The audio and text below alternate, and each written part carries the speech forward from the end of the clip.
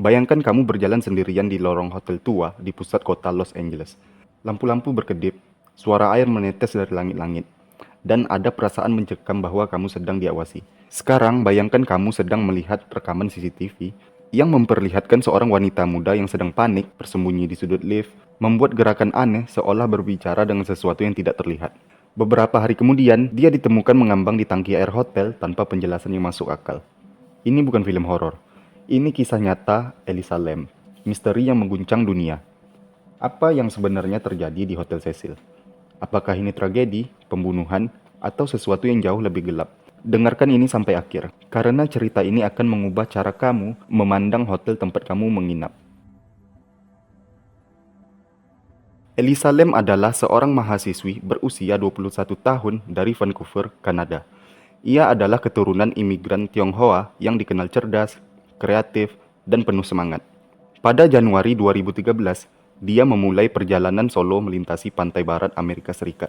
Sebuah petualangan yang dia rencanakan dengan penuh antusiasme. Dia mengunjungi San Diego, Santa Cruz, dan akhirnya tiba di Los Angeles pada 26 Januari. Di sana dia memilih menginap di Hotel Cecil, sebuah bangunan bersejarah di pusat kota yang menawarkan tarif murah, tapi dengan reputasi yang mengerikan. Hotel Cecil bukan sembarangan tempat. Hotel ini sudah berdiri sejak tahun 1924. Hotel ini pernah menjadi rumah bagi pembunuh berantai seperti Richard Ramirez dan Jack Unterweger, dan juga pernah menjadi tempat puluhan kasus bunuh diri, overdosis, dan menjadi tempat banyaknya kasus kejahatan kekerasan. Penduduk lokal bahkan menyebutnya Hotel Kematian. Ada rumor tentang hantu, aktivitas paranormal, dan energi gelap yang menghantui lorong-lorongnya. Elisa yang didiagnosis dengan gangguan bipolar dan depresi tampaknya tidak terlalu peduli dengan reputasi hotel ini.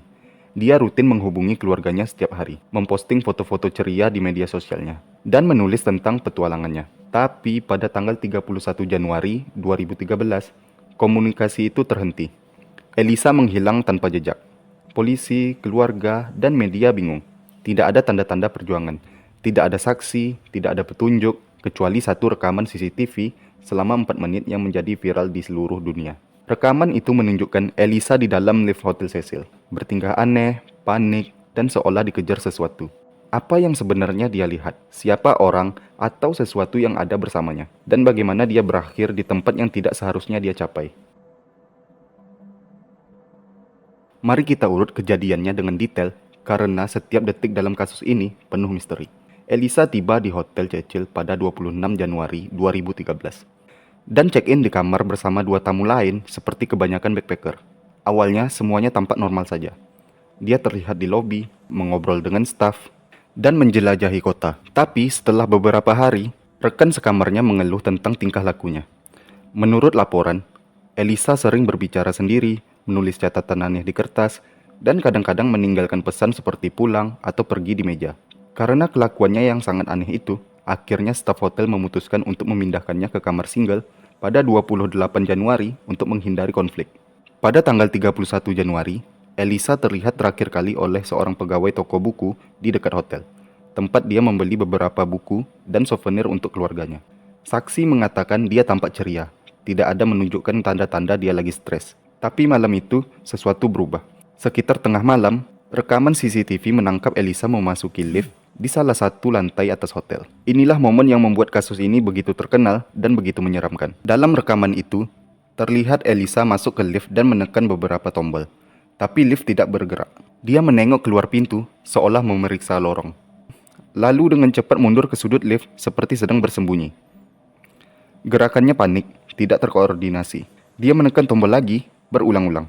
Tapi pintu lift tetap terbuka. Yang lebih anehnya, dia mulai membuat gestur tangan yang tidak wajar, seperti melambai atau menghitung dengan jari, seolah berbicara dengan seseorang yang tidak terlihat oleh kamera. Pada satu titik, dia melangkah keluar lift, bergerak dengan cara yang kaku, hampir seperti dalam trans lalu kembali masuk. Akhirnya, dia meninggalkan lift itu untuk terakhir kali, dan pintu lift tertutup. Rekaman itu berakhir, tidak ada kamera lain di hotel yang menangkapnya setelah itu. Polisi segera dilibatkan ketika keluarga Elisa melaporkan dia hilang pada 1 Februari. Mereka memeriksa setiap kamar di Hotel Cecil, wawancarai staf dan tamu, tapi tidak menemukan apa-apa. Barang-barang Elisa termasuk dompet, ponsel, dan laptop masih ada di kamarnya, tidak tersentuh. Pencarian diperluas ke seluruh kota, dengan poster wajah Elisa disebar di mana-mana. Tapi selama 2 minggu, tidak ada petunjuk. Hingga 19 Februari 2013, ketika tamu hotel mengeluh tentang air di kamar mereka. Air dari keran berbau busuk, berwarna coklat kehitaman, dan berasa aneh. Beberapa tamu bahkan melaporkan tekanan air yang lemah. Petugas hotel akhirnya memeriksa tangki air di atap, dan di sanalah mereka menemukan sesuatu yang mengerikan. Di dalam salah satu dari 4 tangki air setinggi 2,5 meter, tubuh Elisa Lam ditemukan mengambang tanpa busana. Pakaiannya bersama ponsel dan kunci kamarnya ditemukan di dasar tangki, basah dan berlumpur. Tangki itu terkunci dengan tutup logam berat yang sulit dibuka tanpa alat. Akses ke atap hanya bisa dilakukan melalui tangga darurat yang dijaga sistem alarm. Tapi alarm itu tidak pernah berbunyi. Autopsi dilakukan segera setelah penemuan. Laporan menyimpulkan bahwa Elisa meninggal karena tenggelam. Tidak ada tanda-tanda kekerasan, trauma fisik, atau obat-obatan terlarang di dalam tubuhnya. Kadar obat resep untuk gangguan bipolarnya ditemukan dalam jumlah yang lebih rendah dari yang seharusnya, menunjukkan dia mungkin tidak minum obat secara teratur. Nah, di sini pertanyaan besar pun muncul. Bagaimana Elisa bisa masuk ke tangki air itu? Tutup tangki sangat berat dan tidak ada tangga di dalam untuk keluar. Atap hotel sulit diakses tanpa memicu alarm. Apakah dia sengaja memanjat ke sana? Atau ada orang lain yang terlibat? Dan mengapa pakaiannya ditemukan di dasar tangki seolah dilepas dengan sengaja? Kasus Elisa Lam memicu gelombang spekulasi dari penjelasan logis hingga teori konspirasi yang benar-benar liar. Mari kita bahas satu persatu, karena setiap teori membawa kita lebih dalam ke misteri ini.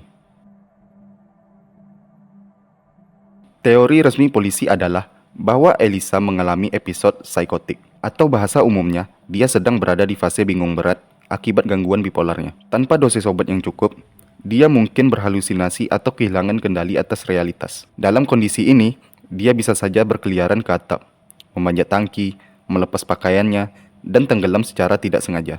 Pada rekaman lift, menurut teori ini, menunjukkan tanda-tanda paranoia atau halusinasi. Gerakan anehnya mungkin adalah respon terhadap ancaman yang hanya ada di pikirannya. Tapi, teori ini masih punya banyak celah. Pertama, tangki air itu sulit diakses, tutupnya berat, dan memerlukan kekuatan fisik untuk membukanya.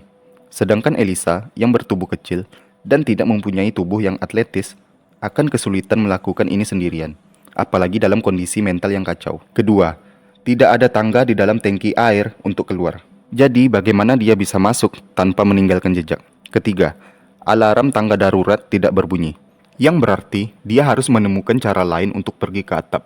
Ini sesuatu yang hampir mustahil ditemukan tanpa sepengetahuan staf hotel. Dan terakhir, mengapa pakaiannya ditemukan di dasar tangki? Jika ia tenggelam secara tidak sengaja, mengapa dia melepas semua pakaiannya terlebih dahulu? Banyak yang percaya Elisa menjadi korban pembunuhan. Hotel Cecil bukan tempat yang aman. Selain sejarahnya dengan pembunuhan berantai, hotel ini sering menjadi tempat tinggal sementara bagi orang-orang dengan latar belakang kriminal. Mungkin seseorang mengikuti Elisa, memanipulasi lift agar tidak bergerak dan membawanya ke atap. Rekaman lift bisa menunjukkan dia mencoba melarikan diri dari seseorang di lorong. Tapi ada masalah dengan teori ini juga. Autopsi tidak menemukan tanda-tanda kekerasan. No bruises, no cuts, no signs of sexual assault. Tidak ada DNA asing di tubuhnya atau di tangki air. Kamera keamanan di lantai lain tidak menangkap siapapun yang mencurigakan di dekat Elisa. Dan yang paling membingungkan, bagaimana pelaku bisa membawa tubuh Elisa ke atap, membuka tangki, dan menutupnya kembali tanpa memicu alarm atau meninggalkan jejak. Bagi sebagian orang, penjelasan logis saja tidaklah cukup. Hotel Cecil punya reputasi sebagai tempat berhantu. Beberapa tamu melaporkan suara aneh, bayangan di lorong, dan perasaan tidak nyaman yang tidak bisa dijelaskan. Dalam teori ini, Elisa mungkin dirasuki atau diganggu oleh entitas gaib. Gerakan anehnya di lift dianggap sebagai interaksi dengan sesuatu yang tidak terlihat oleh kamera. Beberapa bahkan menghubungkan kasus ini dengan legenda urban tentang roh-roh di Hotel Cecil, yang konon mendorong tamunya untuk melakukan tindakan aneh atau bunuh diri. Meski terdengar fantastis, teori ini didukung oleh fakta bahwa rekaman lift terasa sangat tidak wajar. Dari gerakan Elisa, cara lift tidak berfungsi, dan kebetulan dia berakhir di tangki air. Semuanya terasa seperti plot di sebuah film horor. Tapi, tanpa bukti yang konkret, teori ini tetap spekulasi. Teori konspirasi adalah bagian besar dari daya tarik kasus ini. Salah satu yang paling aneh adalah kaitannya dengan wabah tuberkulosis di Los Angeles pada tahun 2013. Tes untuk penyakit itu dinamakan Lam, Elisa. Nama yang hampir identik dengan Elisa Lam. Apakah ini kebetulan atau ada eksperimen medis rahasia yang melibatkan Elisa? Beberapa konspirasis bahkan menghubungkan kasus ini dengan pemerintah atau organisasi rahasia meski tidak ada bukti yang mendukung. Lalu, ada kemiripan dengan film horor Dark Water yang dirilis pada tahun 2002, di mana seorang wanita ditemukan tenggelam di tangki air hotel setelah lift di gedung itu mulai bertingkah aneh. Plot film ini begitu mirip dengan kasus Elisa sehingga banyak yang bertanya, apakah seseorang menjadikan film itu sebagai inspirasi untuk pembunuhan? Atau apakah ini hanya kebetulan yang mengerikan? Yang lebih aneh, beberapa analis internet memperhatikan bahwa rekaman CCTV tampak diedit. Ada jeda waktu yang tidak wajar, dan beberapa frame seolah dipotong. Apakah pihak hotel menyembunyikan sesuatu, atau ini hanya kesalahan teknis? Hingga hari ini, pihak Hotel Cecil, yang sekarang telah berganti nama, tidak pernah memberikan jawaban jelas. Nah, kesimpulannya, kisah Elisa Lam adalah salah satu misteri terbesar pada abad ini. Seorang wanita muda yang penuh mimpi dan harapan pergi untuk menjelajahi dunia, tapi berakhir di tengah kegelapan yang tidak bisa dijelaskan. Apakah dia korban dari pikirannya sendiri yang terperangkap dalam episode psikotik yang tragis?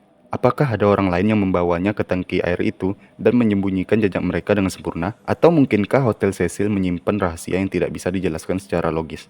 Yang pasti, kasus ini meninggalkan lebih banyak pertanyaan daripada jawaban. Polisi menutupnya sebagai kecelakaan, tapi bagi jutaan orang yang terpikat oleh rekaman lift itu, kebenaran terasa jauh lebih rumit. Elisa Lam bukan hanya nama dalam berita, dia adalah pengingat bahwa dunia ini penuh dengan misteri, yang mungkin tidak akan pernah kita pecahkan. Nah, jika kamu suka cerita seperti ini, jangan lupa klik tombol like dan subscribe untuk konten true crime dan misteri lainnya. Tulis di kolom komentar apa teorimu tentang kasus ini. Apakah kamu percaya Elisa tenggelam secara tidak sengaja, dibunuh, atau ada sesuatu yang lebih aneh di baliknya? Share video ini ke temanmu yang suka cerita seram, dan aktifkan lonceng di notifikasi supaya kamu nggak ketinggalan kisah mengerikan berikutnya. Terima kasih sudah menonton video ini, dan lain kali kalau kamu menginap di sebuah hotel, periksa air dari keranmu ya. Siapa yang tahu apa yang sebenarnya mengalir di sana? Stay safe, jangan gampang percaya orang, dan always trust your gut. Peace out.